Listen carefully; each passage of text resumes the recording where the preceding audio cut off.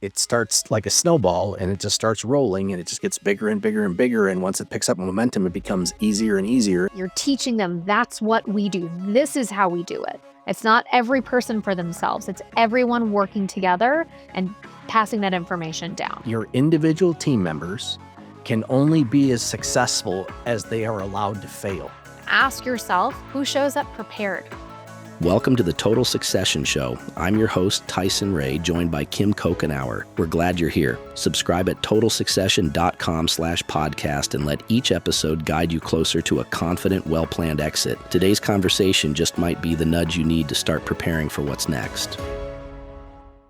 Hi, everyone, and welcome back to the Total Succession podcast. Today's episode is for advisors who are thinking, I like my team, but I am not sure they're ready to lead.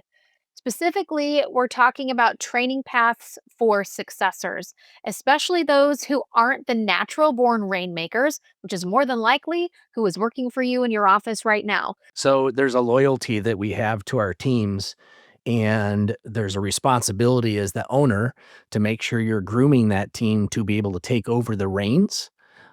Because the more you build a team that can run itself, the more your company is worth, the better the clients are going to be served when you're no longer there. And we want to try and help you think a little differently on who that person is or who they are and how you're helping them. Yeah. Yep. And some things we hear often, my G2 can't sell. They're not the rainmaker. She's great with clients, but not the closer. He's not wired like I am. And we totally understand. Tyson's talked about it many times. You grew up dialing for dollars, making 300 phone calls before they give you your keys back. You've built your book from nothing. But the truth is, today's successor does not have to be you, and they are not going to be like you. They need to be coachable, consistent, and committed. So let's start with the myth that every successor needs to be a rainmaker, because they don't. So a couple of podcast episodes in the past, we talked with Brian Sweet, Dave Patchen, Scott Danner. Not every successor is a rainmaker, and that's okay. Not every great advisor wants to be the CEO, and that's okay. But every firm needs a plan for who's next. Tyson, I know you've got a lot of thoughts on this. I'm about to give you a compliment because had someone told me better part of 5-6 years ago now that, hey, you're going to hire a stay-at-home mom and she's going to end up running the entire firm that if you dropped dead, it could run without you. And I'd be like, huh? No, they got to be licensed. They got to service clients and they got to have different, the designations, all this other stuff. And it's just like, no, they need to be your complement and they need to be managers of things. They need to deal with complicated things because your team grows, clients' needs grow, more clients, more complexity. How do you standardize, proceduralize, and manage the team to help then focus on clients? And you're proof, Kim Cochenour, that it's not what I thought. And it's not the rainmaker. It's not someone that's going to be dialing for dollars or going out and pounding the pavement and proving themselves by bringing in new business that is the successor. It's somebody that can run the business that you already built. Yeah, that's true. Thank you very much. It's wonderful to be in a position to know that that is possible, that everyone's skills and talents can be utilized in a firm even when it doesn't mirror or directly look like the founder. Because you don't need to clone yourself. You just need to find the right people.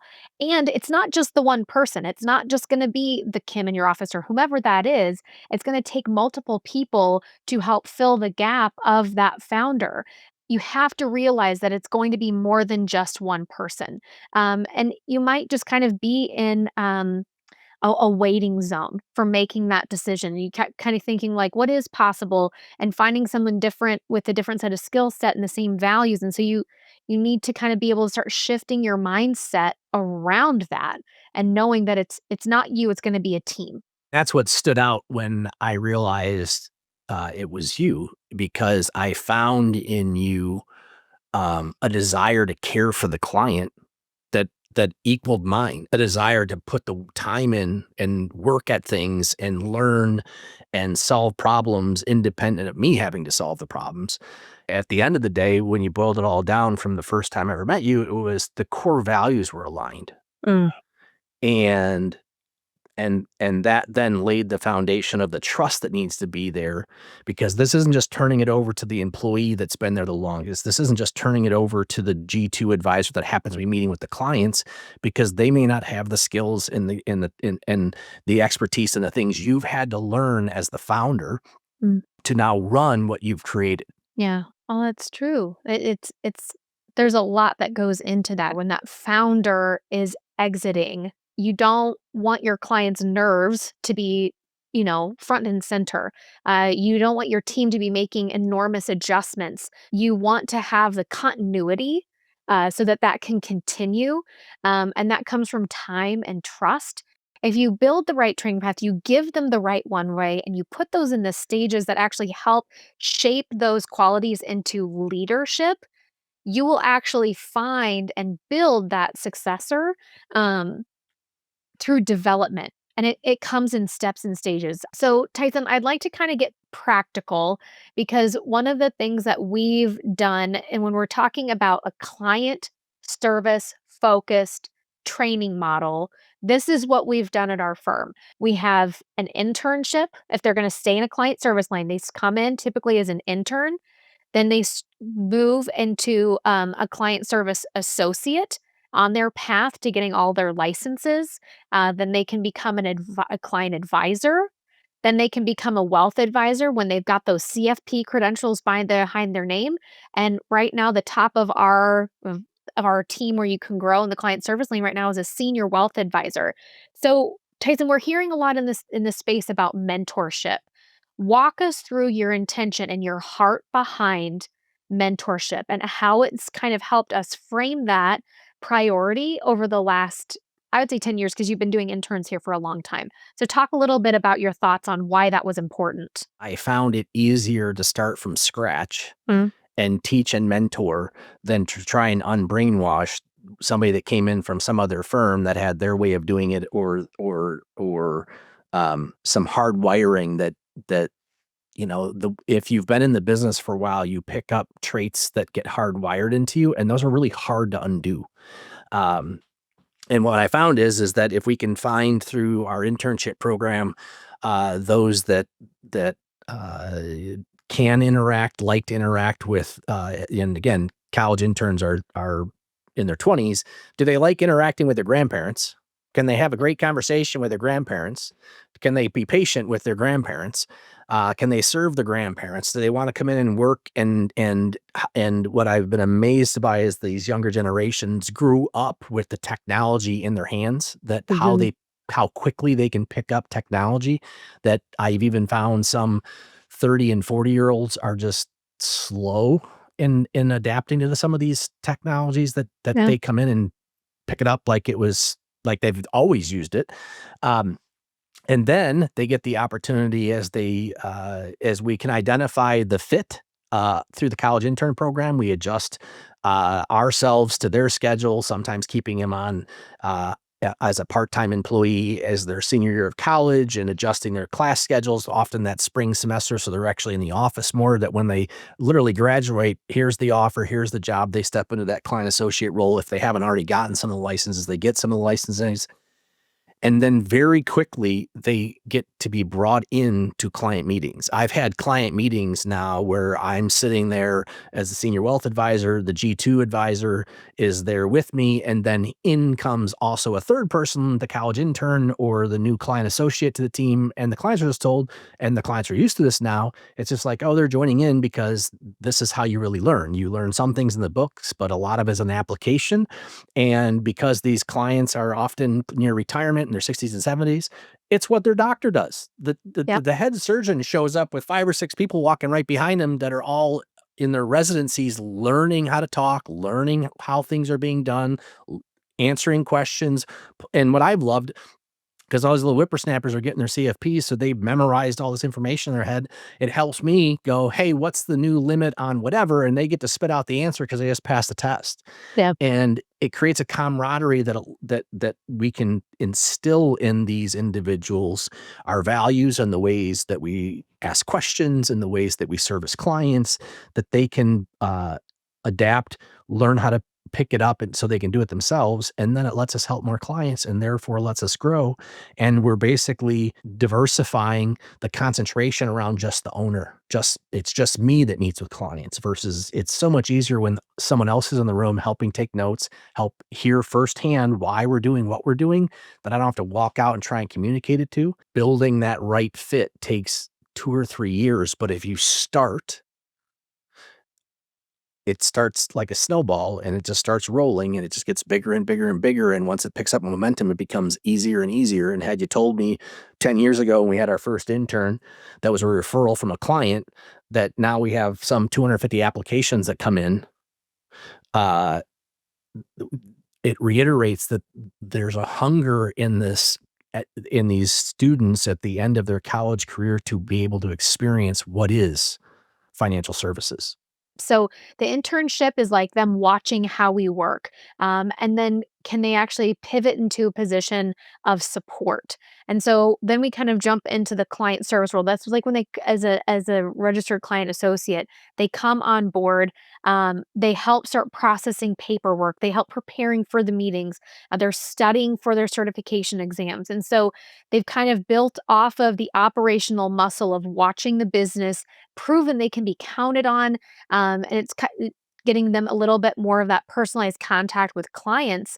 Once they kind of get that through that transitionary stage and they become fully licensed, we shift them into an advisory seat, so that they can see how we handle the conversations and bring them more into the forefront so they're not behind the scenes, and start graduating them into different levels of responsibility so that they can actually see the progression of their career move forward, and kind of bring them in more in depth over time. And so, one of the things I think is really helpful in the client advisor seat, before we kind of step into that higher level of the wealth advisor, is they've got the licenses, they start the application, but they're working directly alongside our wealth advisors and senior wealth advisors. They're helping to get more in depth in the client facing moments and some of those analytical planning pieces, and learning our systems more in depth to actually really start to make an impact in those client relationships and help in the delivery of those points for the clients. And so they really start to grow. I really see this is our biggest growth area from that client advisor role. They're starting to own more of the relationship, and priming the pump for them to really step into the wealth advisor stage. What we found is by having them in the client meetings and empowering them in front of the client that this associate's going to follow up with you on this. The associate's going to track this down. The associate, then they're calling the client because they were in the meeting, and that's just a natural extension then of that relationship. And what we find is, over a year or two of reviews, the senior wealth advisor, if we've solved the plan and done all the problem solving and collected all the assets and set everybody up in the systems that we have, that senior wealth advisor can start stepping out. And they're told Mhm. the reason senior wealth advisor is here is you don't have any problems. And my job's to monitor to make sure there aren't any new problems. And then if we have them, we'll bring the senior wealth advisor in. One of the ways that you can help mentor is just doing the job, letting him see how you interact with the client, letting him see how Mhm. you ask the questions. The trick is, once that meeting is over, before you rush off to go do your whatever you're going to do, is when the clients have left, ask the person sitting there, what did you learn? Mm. And and then listen for the feedback, because they're going to teach you things about yourself you didn't even know. They're going to Yep. learn some things that you didn't even know about how you use silence, how you ask the questions. Let them ask questions. Why did you say this? Why did you do this? And if you take it's amazing how just 5 minutes at the most to debrief after that meeting, to hammer down what mattered, what was said, and why, becomes that Mm. mentorship. It is slow to go fast. Mm. It's slowing down, taking a little bit of time, but what you're instilling in them is what really mattered in that appointment. It helping them in the moment understand why you did what you did. Because if you do that enough, they will then be able to answer that themselves the next time that comes up because you took the time to teach it to them. Yeah, that's huge. It's my favorite African proverb, Tyson. Oh If you boy. want to go fast, go alone. But if you want to go far, you go together.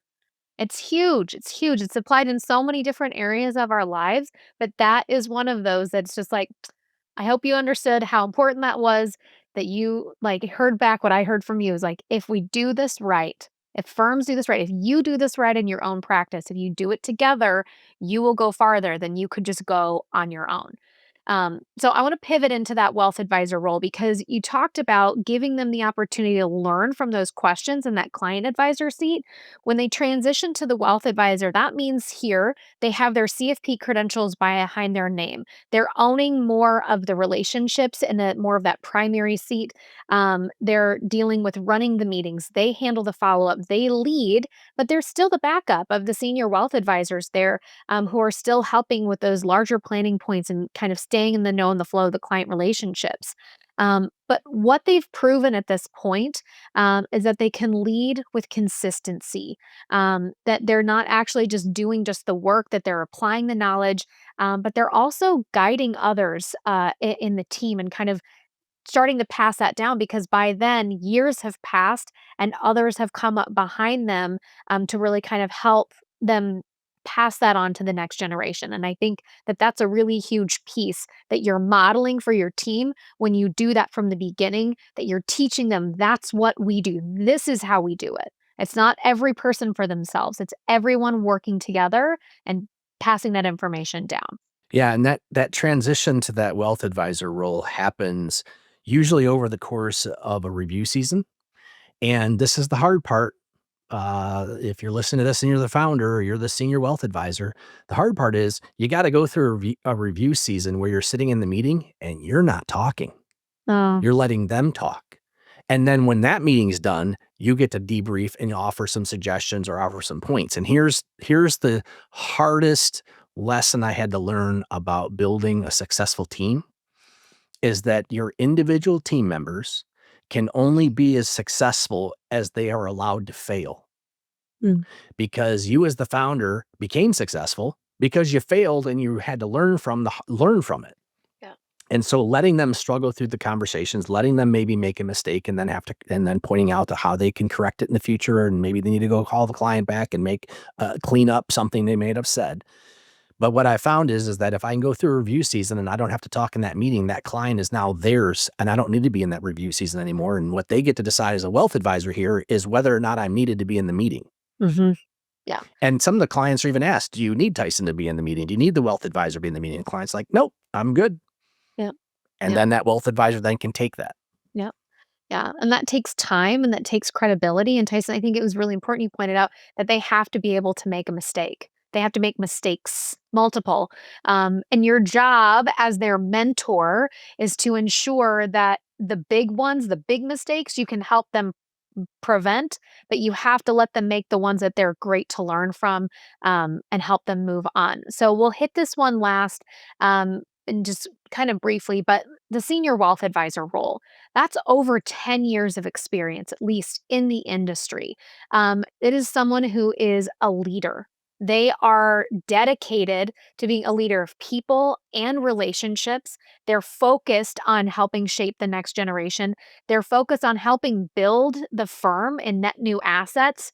And they're often part of succession conversations. So it's a big part of the latter part of what you would think of in your career, but if you have the opportunity to start people younger in your firm, you bring someone in their early 30s and they've been there for 10 years, you might be looking at a senior wealth advisor in their 40s. What a gift to your practice to have some longevity and wisdom that's in one of those people in that seat. 20s, I got to say as a value add to the client, I wasn't retiring in their retirement. I'm not going to retire in Mm. your retirement. Yep.